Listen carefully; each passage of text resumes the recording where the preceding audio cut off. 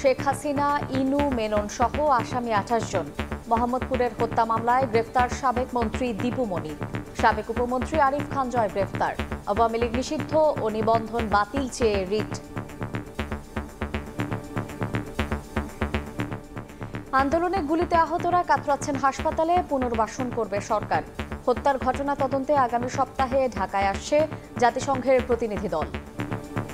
Fact finding machine মতো আসার কথা যে জাতিসংঘ থেকে ওটা এরা হয়তো পাঠাবে, এবং ওইটা পাঠানোর সময় আমাদের থেকে তারা কি ধরনের হেল্প পাবে বা তারা আমাদের কি ধরনের হেল্প করবে, এই তিনটা ব্যাপারে আলাপ হয়েছে। আমাদের বাচ্চারা যারা এই যুদ্ধ করলো তাদের প্রতিষ্ঠা, তাদের পুনর্বাসন, তাদের সুস্বাস্থ্য আমাদের প্রধান দায়িত্ব।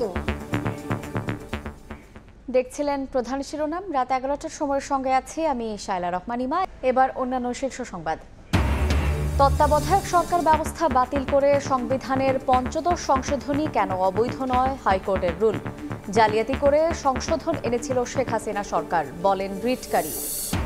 ৪১ মন্ত্রী এমপির বিরুদ্ধে দুদকের অনুসন্ধান শুরু। শেখ হাসিনার আত্মসাৎ করা $৫০০ কোটি ফেরাতে ইইউর সহযোগিতা চায় বিএনপি।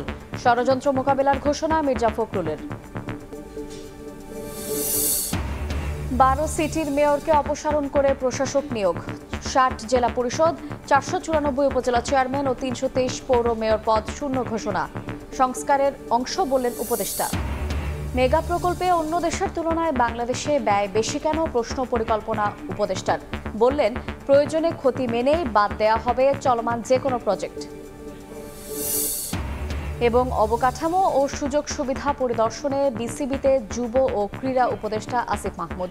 দেখা করলেন তামিম ইকবালের সঙ্গেও। ক্রিকেট বোর্ড থেকে জালাল ইউনুসের পদত্যাগ।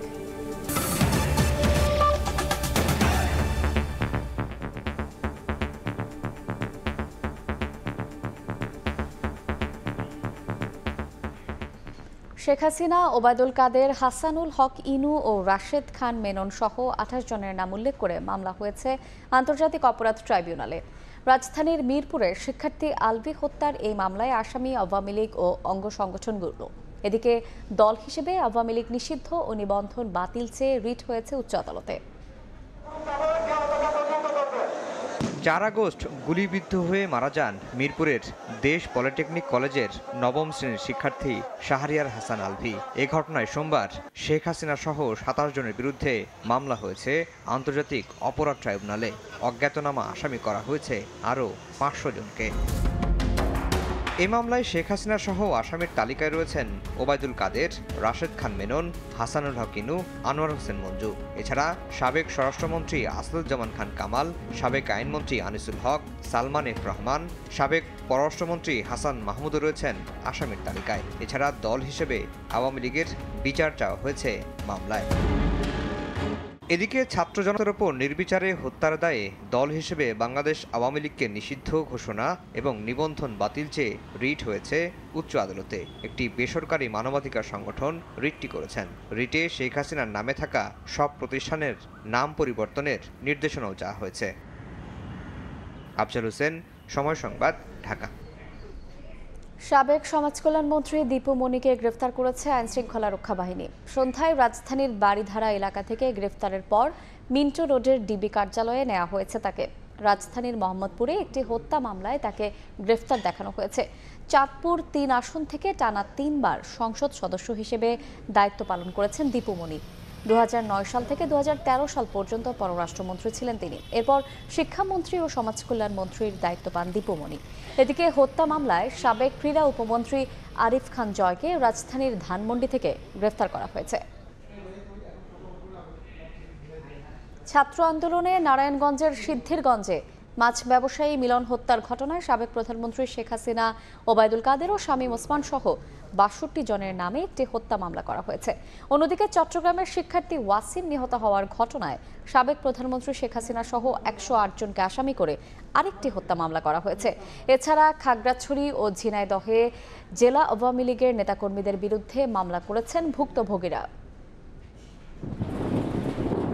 বৈষম্য বিরোধী ছাত্র আন্দোলনে নারায়ণগঞ্জের সিদ্ধিরগঞ্জে মাছ ব্যবসায়ী মিলন হত্যার ঘটনায় সাবেক প্রধানমন্ত্রী শেখ হাসিনা, ওবায়দুল কাদের, শামীম ওসমান সহ ৬২ জনের নাম উল্লেখ করে আরও একটি হত্যা মামলা দায়ের করা হয়েছে। রোববার রাতে নিহত মিলনের স্ত্রী বাদী হয়ে সিদ্ধিরগঞ্জ থানায় হত্যা মামলাটি দায়ের করেন। চট্টগ্রামে সহিংসতায় শিক্ষার্থী ওয়াসিম নিহত হওয়ার ঘটনায় সাবেক প্রধানমন্ত্রী শেখ হাসিনা, সাবেক সেতুমন্ত্রী ওবায়দুল কাদের, সাবেক পররাষ্ট্রমন্ত্রী ডক্টর হাসান মাহমুদ এবং সাবেক শিক্ষামন্ত্রী মহিবুল হাসান নওফেল সহ ১০৮ জনকে আসামি করে হত্যা মামলা করা হয়েছে। নিহত ওয়াসিমের মা জোসনা বেগম বাদী হয়ে নগরীর ৫ লাশ থানায় এ মামলা করেন।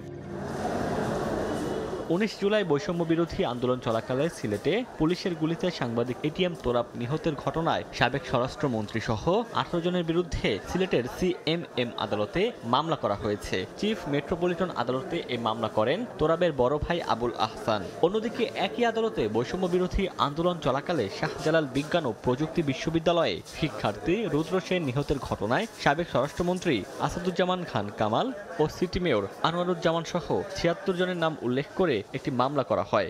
মাননীয় আদালত সন্তুষ্ট হয়ে কাগজপত্র পর্যালোচনা করে বিষয়ের গুরুত্ব অনুধাবন করে হত্যা মামলার বিচার নিশ্চিতের জন্য এফআইআর গঠনের আদেশ করেছেন। খাগড়াছড়ি জেলা আওয়ামী লীগের সভাপতি ও সাবেক পার্বত্য প্রতিমন্ত্রী কুজেন্দ্রলাল ত্রিপুরা সহ শতাধিক নেতাকর্মীর বিরুদ্ধে সদরের ভুয়াছড়ি এলাকার ইউনিয়ন যুবদল নেতা আব্দুল রহিম বাদী হয়ে একটি মামলা করেছেন।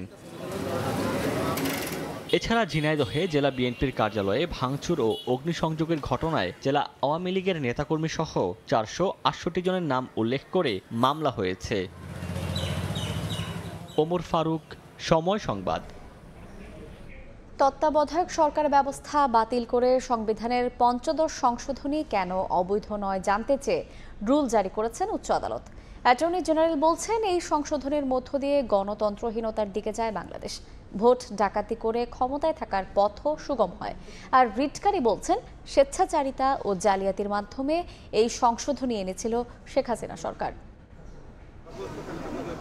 দেশে এখন পর্যন্ত 12টি জাতীয় সংসদ নির্বাচন হয়েছে। 1991 থেকে 2008 পর্যন্ত নির্বাচন হয় তত্ত্বাবধায়ক বা অন্তর্বর্তীকালীন সরকারের অধীনে, যে নির্বাচন দেশে বিদেশে গ্রহণযোগ্যতা মেলে। নবম সংসদ নির্বাচনের পর আওয়ামী লীগ ক্ষমতায় আসলে আদালতের এক রায়ের আলোকে তড়িঘড়ি করে তত্ত্বাবধায়ক সরকারের বিধান বাতিল করে আওয়ামী লীগ। আনা হয় সংবিধানের ৫৫ সংশোধনী। এমনকি এই সংশোধনীর মাধ্যমে সংবিধানের মৌলিক কাঠামোতেও পরিবর্তন আনে তারা। আইনজীবীরা বলছেন, দেশের রাজনৈতিক সংকট, একতরফা নির্বাচন এবং ক্ষমতাসীনদের স্বৈরাচারী হওয়ার পথ সুগম করে এই সংশোধনী। সোমবার ৫৫ সংশোধনী বাতিল চেয়ে রিটের শুনানি হয় উচ্চ আদালতে। শুনানি শেষে সংশোধনীটি কেন অবৈধ হবে না জানতে চেয়ে ৮ সপ্তাহের রুল জারি করেন হাইকোর্ট। ৫৫ সংশোধনীতে অনেকগুলো আইনগত এবং সাংবিধানিক সমস্যা আছে। আমরা যখন রুলের শুনানি করব, এগুলো আমরা আদালতকে বলবো। কাজে আমরা এই জিনিসগুলো যেন কোর্ট দেখেন, সেই জন্য আমরা একটা রুল চেয়েছি এবং কোর্ট আমাদেরকে একটা রুল দিয়েছে। অ্যাটর্নি জেনারেল বলছেন, এই সংশোধনীর মধ্য দিয়ে গণতন্ত্রহীনতার দিকে যায় বাংলাদেশ। ভোট ডাকাতি করে ক্ষমতায় থাকার পথও সুগম হয়। এই সংশোধনের মধ্য দিয়ে গণতন্ত্রহীনতার দিকে বাংলাদেশ এগিয়েছে। এই সংশোধনের মধ্য দিয়েই বাংলাদেশের বিচার ব্যবস্থায় এক ধরনের হস্তক্ষেপের পরিস্থিতি তৈরি হয়েছে সরকারের। রিটকারীদের অন্যতম সুজন সম্পাদক বদিউল আলম মজুমদার বলছেন, স্বেচ্ছাচারিতা ও জালিয়াতির মাধ্যমে এই সংশোধনী এনেছিল শেখ হাসিনা সরকার। গণভোট না করেই ৫৫ সংশোধনী পাশ করা হয়েছে। সম্পূর্ণ জালিয়াতির মাধ্যমে সংবিধান লঙ্ঘন করে বিরাট বিভ্রান্তি সৃষ্টি করে স্বেচ্ছাচারিতার ভিত্তিতে ৫৫ সংশোধনী পাশ করা হয়। হাইকোর্টের অবকাশকালীন ছুটির পর রিটটির চূড়ান্ত নিষ্পত্তি হবে বলে আশা প্রকাশ করছেন আইনজীবীরা। আফজাল হোসেন, সময় সংবাদ, ঢাকা। আন্দোলনে আহতদের সময়ের শ্রেষ্ঠ তরুণ আখ্যা দিয়ে তাদের পুনর্বাসনের কাজ শুরুর ঘোষণা দিলেন সমাজ কল্যাণ উপদেষ্টা শারমিন এস মুর্শিদ। সকালে ঢাকা মেডিকেল কলেজ হাসপাতালে আহতদের খোঁজ খবর নিয়ে একথা বলেন তিনি। তাদের মূল ধারায় ফিরিয়ে এনে নিরাপদ জীবন নিশ্চিত করতে হবে বলেও জানান তিনি। আমাদের বাচ্চারা যারা এই যুদ্ধ করলো, তাদের প্রতিষ্ঠা, তাদের পুনর্বাসন, তাদের সুস্বাস্থ্য আমাদের প্রধান দায়িত্ব। সমাজ কল্যাণ মন্ত্রণালয়ের আওতায় যত প্রকল্প আছে, যত প্রোগ্রাম আছে, সেগুলোকে আমরা এই বাচ্চাদের উপরে ফোকাস করে আমরা এখন সাজাতে যাচ্ছি। এ সময় আন্দোলনকারীদের স্মরণে রাখার জন্য যা করার সবকিছু করা হবে বলেও জানান সমাজ কল্যাণ উপদেষ্টা। আমার আসার কারণে আল আমিন তুষার, সময় সংবাদ, ঢাকা। ছাত্র আন্দোলনের সময় শিক্ষার্থী হত্যার ঘটনা তদন্ত করতে আগামী সপ্তাহে জাতিসংঘের তদন্ত দল ঢাকায় আসবে বলে জানিয়েছেন স্বরাষ্ট্র উপদেষ্টা জাহাঙ্গীর আলম চৌধুরী। সকালে সচিবালয়ে জাতিসংঘের আবাসিক প্রতিনিধি গোয়েন লুইসের সঙ্গে সাক্ষাৎ শেষে একথা বলেন তিনি। এই পরিস্থিতিতে আমাদের কি ধরনের সাহায্য এবং সহযোগিতা করতে পারে ওই ব্যাপারে আমাদের মেইনলি আলাপটা হয়েছে। হয়তো নেক্সট উইকে আসতে পারে। রোহিঙ্গা যে একটা বড় ধরনের আমাদের একটা সমস্যা, এটা নিয়েও ওনারা আলাপ করছিলেন। 1 নম্বর প্রায়োরিটি হলো আইন শৃঙ্খলা, এগ্রিকালচার মিনিস্ট্রি হলো আমি কিভাবে প্রোডাকশন বাড়াইয়া লোকজনের খাওয়াইতে পারি বেশি। আওয়ামী লীগ সরকারের 18 সাবেক মন্ত্রী, প্রতিমন্ত্রী ও 23 এমপি সহ 41 জনের বিরুদ্ধে অনুসন্ধান শুরু করেছে দুদক। একই সঙ্গে ডিবির সাবেক প্রধান হারুনুর রশিদের বিরুদ্ধে অবৈধ সম্পদ অর্জনের অভিযোগ তদন্তে মাঠে নেমেছে সংস্থাটি। শিল্পকলা একাডেমির সাবেক মহাপরিচালক লিয়াকত আলী লাকির দুর্নীতির তথ্য অনুসন্ধানে বিভিন্ন দফতরে চিঠিও দিয়েছে দুদক। ছাত্র জনতার অভ্যুত্থানে 5 আগস্ট ক্ষমতা ছেড়ে ভারতে পালিয়ে যান সাবেক প্রধানমন্ত্রী শেখ হাসিনা। 15 বছরেরও বেশি সময় ধরে চলা আওয়ামী লীগ সরকারের পতনের পর এবার একে একে সামনে আসছে তৎকালীন এমপি মন্ত্রীদের দুর্নীতির অভিযোগ। এরই মধ্যে বেশ কয়েকজন রাঘব বোয়ালের বিরুদ্ধে সুনির্দিষ্ট অভিযোগের ভিত্তিতে দুর্নীতির তদন্ত শুরু করেছে দুদক। তারই ধারাবাহিকতায় এবার সাবেক স্বাস্থ্যমন্ত্রী জাহিদ মালেক, সাবেক পররাষ্ট্রমন্ত্রী হাসান মাহমুদ, জুনায়েদ আহমেদ পলক, দীপুমণি সহ আওয়ামী লীগের সাবেক 18 মন্ত্রী, প্রতিমন্ত্রী ও 23 সাবেক সংসদ সদস্য সহ মোট 41 জনের বিরুদ্ধে অনুসন্ধান শুরু করেছে সংস্থাটি। শুধু মন্ত্রী এমপি নন, দুদকের অনুসন্ধান ও তদন্তের তালিকায় রয়েছে আওয়ামী সরকার ঘনিষ্ঠ প্রশাসনিক কর্মকর্তারাও। দুদকের তথ্যমতে ঢাকা মহানগর গোয়েন্দা পুলিশের সাবেক প্রধান হারুনুর রশিদের বিরুদ্ধে কোটি কোটি টাকার অবৈধ সম্পদ অর্জনের অভিযোগ অনুসন্ধানে মাঠে নেমেছে সংস্থাটি। সংস্থাটির উপপরিচালক জয়নাল আবেদিনের নেতৃত্বে 3 সদস্যের একটি কমিটি গঠন করা হয়েছে। বিগত সরকারের সময় প্রভাবশালী এই পুলিশ কর্তার রাজধানীতে 2 ডজন বাড়ি, অর্ধশতাধিক ফ্ল্যাট ও প্লট রয়েছে বলে অভিযোগ রয়েছে। যুক্তরাষ্ট্র, দুবাই ও জেদ্দা সহ বিদেশেও অডেল সম্পদ থাকার অভিযোগও তার বিরুদ্ধে। এদিকে প্রায় 3 বছর ধরে ঝুলে থাকা শিল্পকলা একাডেমির সাবেক মহাপরিচালক লিয়াকত আলী লাকির বিরুদ্ধে দুদকের অনুসন্ধান গতি পেয়েছে। তার অবৈধ সম্পদের খোঁজে বিভিন্ন দফতরে চিঠি দিয়েছে সংস্থাটি। মাইনুল আহসান, সময় সংবাদ, ঢাকা। ছাত্র জনতার ফিরিয়ে আনা গণতন্ত্র নস্যাৎ করার ষড়যন্ত্র চলছে অভিযোগ করে নেতাকর্মীদের সজাগ থাকার নির্দেশ দিয়েছেন বিএনপি মহাসচিব মির্জা ফখরুল ইসলাম আলমগীর। রূপপুর প্রকল্প থেকে সাবেক প্রধানমন্ত্রী শেখ হাসিনার পাচার করা $500 কোটি দেশে ফিরিয়ে আনতে ইউরোপীয় ইউনিয়নের সহযোগিতাও চেয়েছেন বিএনপি নেতারা।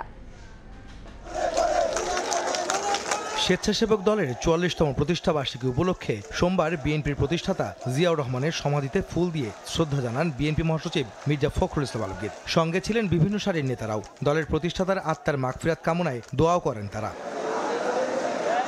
পরে গণমাধ্যমে কথা বলেন বিএনপি মহাসচিব। বলেন, একটি চক্র ছাত্র জনতার ফিরিয়ে আনা গণতন্ত্রকে নস্যাৎ করার ষড়যন্ত্র করছে, তাই নেতাকর্মীদের সতর্ক থাকার আহ্বানও জানান তিনি।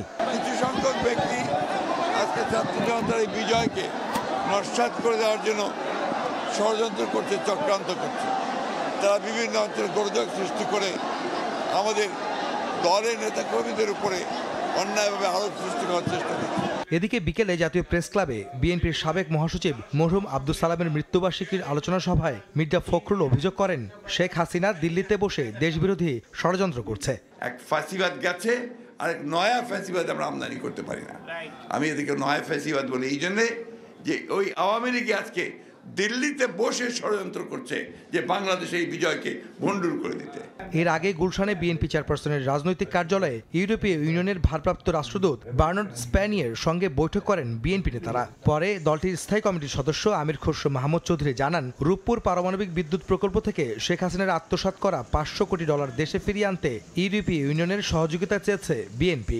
এতগুলো টাকা যে বিদেশে পাচার হয়েছে, যে $100 বিলিয়ন উপরে, যেটা বিভিন্ন সোর্স থেকে যেটা বলা হচ্ছে যে এই টাকাগুলো বাংলাদেশে ফেরত আনার ব্যাপারে আলোচনা হয়েছে এবং আমরা সাজেস্ট করেছি এটা আমরা সবাই মিলে একসাথে কাজ করতে হবে। বৈঠকে আগামী সংসদ নির্বাচন সহ দ্বিপাক্ষিক নানা বিষয়ে ফলপ্রসূ আলোচনা হয়েছে বলেও জানান আমির খসরু মাহমুদ চৌধুরী। আহমেদ সালেহিন, সময় সংবাদ, ঢাকা। এক আদালতে মামলা বিচারাধীন থাকার তথ্য গোপন করে সময় টিভি বন্ধ চেয়ে আরেক আদালতে রিট করা হয়। বিষয়টি নজরে আনা হলে বিচারপতি নাইমা হায়দার চৌধুরী বলেন তিনি জানতেন না। এদিকে আদেশের বিরুদ্ধে চেম্বার আদালতে যাওয়ার ঘোষণা দিয়েছেন সময় টিভির এমডি ও সিইওর আইনজীবী ব্যারিস্টার মাহবুব উদ্দিন খোকন। ইলিগাল একটা রেজুলেশন করেছে সিটি গ্রুপ যে তারা এমডি, তারা চেয়ারম্যান, এবং তারা এমডিকে বাইর করে দিচ্ছে। তো এই রেজুলেশন করছে, ওই রেজুলেশন চ্যালেঞ্জ করছে। কোম্পানি কোর্টে পেন্ডিং আছে, কোম্পানি কোর্টে অ্যাডমিট হয়েছে, এবং সেটা 22 তারিখে হিয়ারিং জন্য ফিক্সড আছে। আবার কিন্তু ওরা কন্টেস্ট করছিল সিটি গ্রুপ, কিন্তু এখানে এসে কোম্পানি কোর্টে এসে আবার সে খবর গোপন করেই বিস্তারিত না বলেই আবার আরেকটা রিট বেঞ্চে গেছে, সেখান থেকে তারা স্টে নিয়েছে।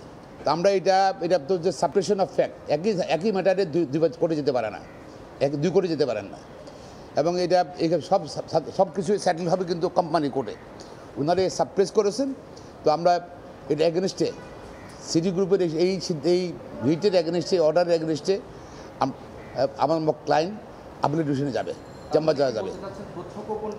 ডেফিনেটলি তথ্য গোপন করে, সেটা তো একই ম্যাটারে অলরেডি কোম্পানি কোর্টে অ্যাডমিট করেছে, গ্রহণ করেছে, অ্যাডমিট হয়েছে কোম্পানি ম্যাটার, এবং 22 তারিখে ফিক্স করা আছে হিয়ারিংয়ের জন্য। তারা আবার এটাকে রেখে যেহেতু এখানে রিসিভ করতে পারলো না, এবং এখানে বন্ধ করে দেওয়ার কোনো অর্ডার পেল না, তারা আবার কিন্তু ওখানে গেছে অর্ডার দেওয়া, সাপ্রেস করে। একই প্রেয়ার ছিল যে বন্ধ করে দেওয়ার জন্য। কারণ কি তারা হলো সিটি গ্রুপ একসময় আওয়ামী লীগকে ফাইন্যান্স করতো, আওয়ামী লীগকে ব্যাকআপ করতো, ঠিক আছে। তারা ভয় পাচ্ছে তাদের 60-70টা ইয়েতে 60-70টা কারখানার মধ্যে ভাঙচুর হতে পারে। এই জন্য তারা এই কোম্পানি বন্ধ করতে চায়। এটা তো কোনো যুক্তি হলো না। এই কোম্পানি নিয়ে তুমি কথা বলো, আর তুমি অন্য কোনো অন্যায় করে থাকো, তোমার ভাঙবে, সেটা তো টেলিভিশন বন্ধ হবে কেন? আর এটা ইলিগাল কিন্তু রেজুলেশন করলে কেন তোমরা? তো আমরা ইন এনি কেস আমরা হাইকোর্টের অর্ডার এগেইনস্টে অ্যাপ্লিকেশনে যাবো আমরা, এবং এটা যত তাড়াতাড়ি সম্ভব আমরা পেপার পেলে, ডকুমেন্টগুলো পেলে, আজকে চেষ্টা করছি আজকে পেতে ডকুমেন্টগুলো, আজকে পেলে হয়তো কালকে ফাইল করে দেবো। গণমাধ্যমের উপর হামলা ও সম্প্রচার বন্ধের ঝুঁকির বিষয়ে নিন্দা ও উদ্বেগ জানিয়েছে গণমাধ্যম সংস্কার উদ্যোগ। একই সঙ্গে জড়িতদের বিচার ও স্বেচ্ছাচারিতা বন্ধের তাগিদ দিয়েছে সংগঠনটি।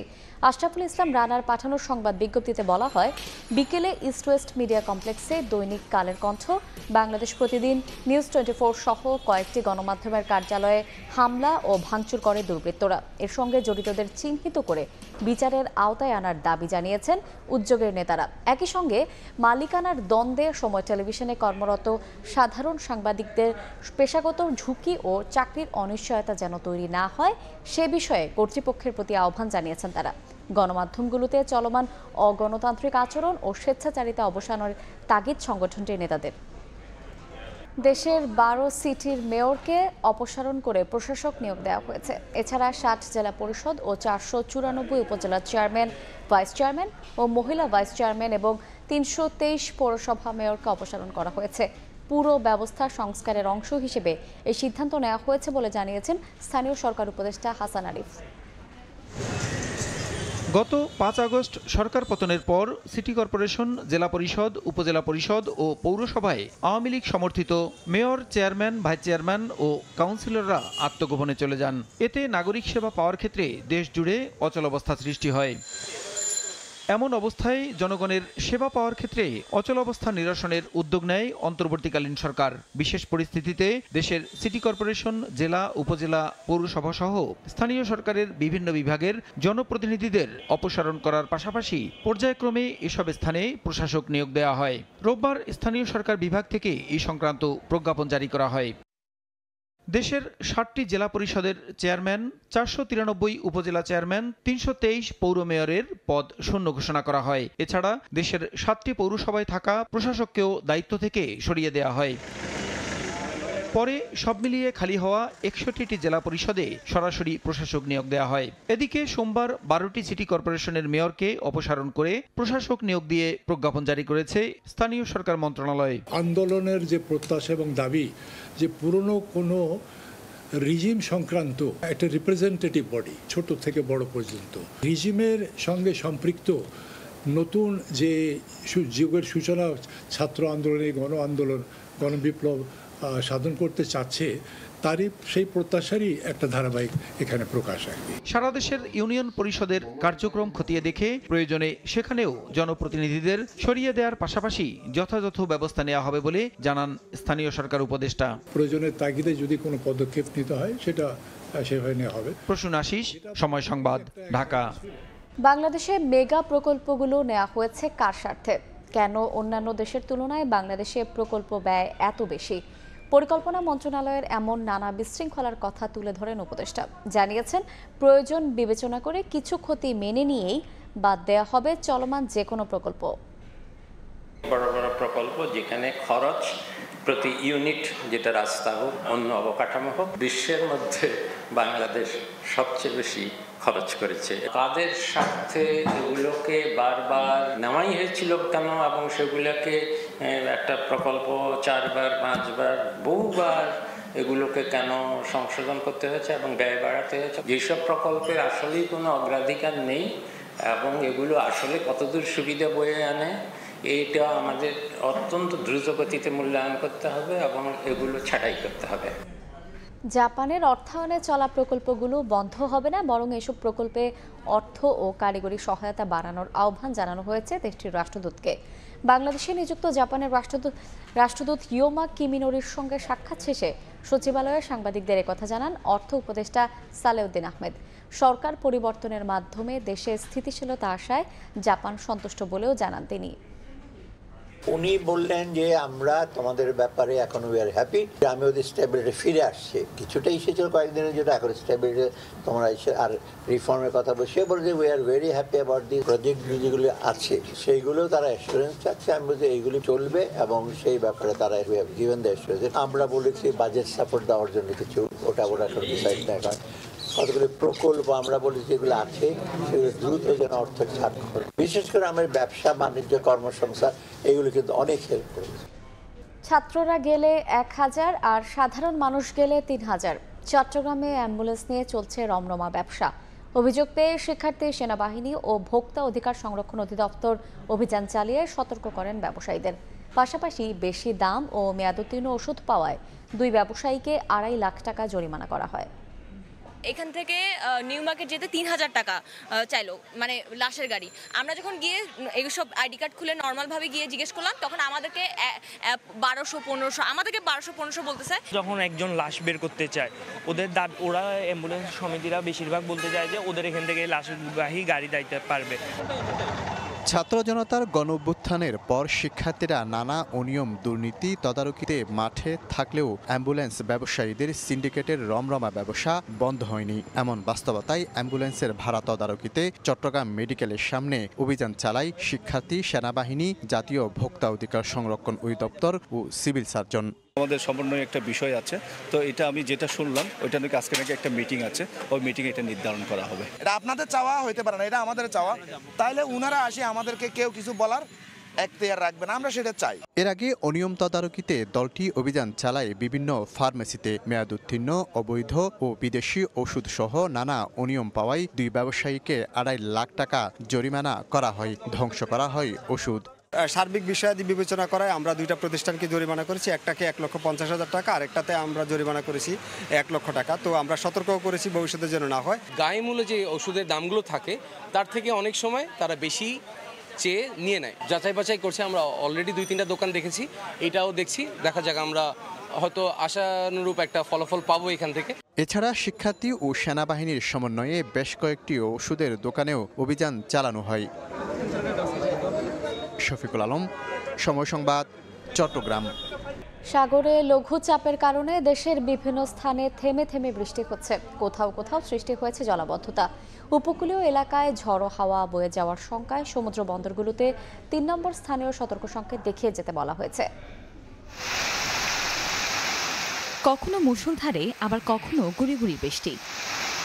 পটুয়াখালীতে থেমে থেমে মাঝারি থেকে ভারী বৃষ্টিপাত হচ্ছে। এতে জনজীবনে ভোগান্তির সৃষ্টি হয়েছে। খালবিলে পানি জমে জলাবদ্ধতার সৃষ্টি হওয়ায় দুশ্চিন্তায় পড়েছেন আমন ও সবজি চাষিরা। উপকূলীয় এলাকায় ঝড়ো হাওয়া বয়ে যাওয়ায় পটুয়াখালীতে ৩ নম্বর স্থানীয় সতর্ক সঙ্গে দেখিয়ে যেতে বলা হয়েছে। এ সময় মাছ ধরার ট্রলারসমূহকে উপকূলের কাছাকাছি থেকে সাবধানে চলাচল করতে বলা হয়েছে।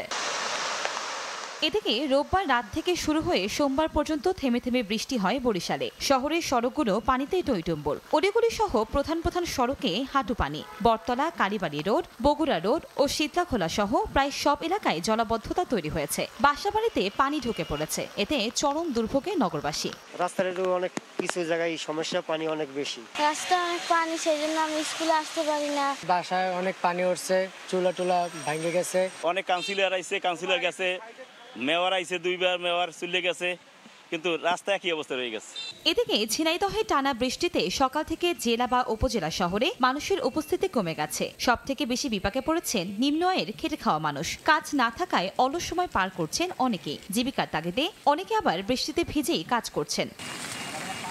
আবহাওয়া অধিদপ্তরের তথ্যমতে চট্টগ্রাম, কক্সবাজার, মোংলা, পায়রা বন্দরে ৩ নম্বর স্থানীয় সতর্ক সঙ্গে দেখিয়ে যেতে বলা হয়েছে। কনক আজাদ, সময় সংবাদ। ভারতের কলকাতায় নারী চিকিৎসককে ধর্ষণ ও হত্যার প্রতিবাদে দেশটির বিভিন্ন প্রান্তে প্রতিবাদ বিক্ষোভ চলছে। সোমবারও রাস্তায় নেমে প্রতিবাদ জানান চিকিৎসক, আইনজীবী সহ বিভিন্ন পেশাজীবীর মানুষ। বিস্তারিত জানাচ্ছেন সুব্রত আচার্য, ছবি তুলেছেন বিশ্বজিৎ দাস।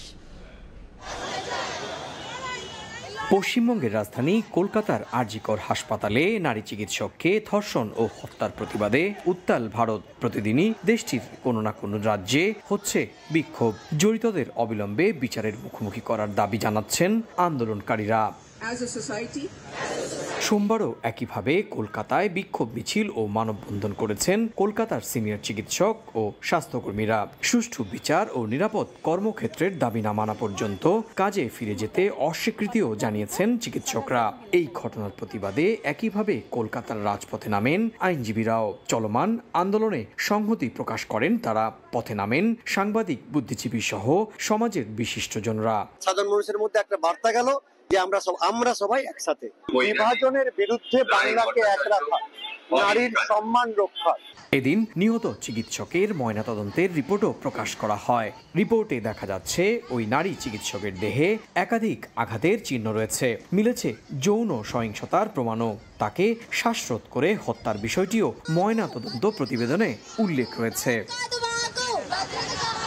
এদিকে এই ঘটনায় পশ্চিমবঙ্গের মুখ্যমন্ত্রী মমতা বন্দ্যোপাধ্যায়ের পদত্যাগ দাবি করেছে দেশটির ক্ষমতাসীন রাজনৈতিক দল ভারতীয় জনতা পার্টি বিজেপি। একই সঙ্গে দলটির পক্ষ থেকে মমতাকে বিনাশকারী হিসেবেও আখ্যা দেয়া হচ্ছে।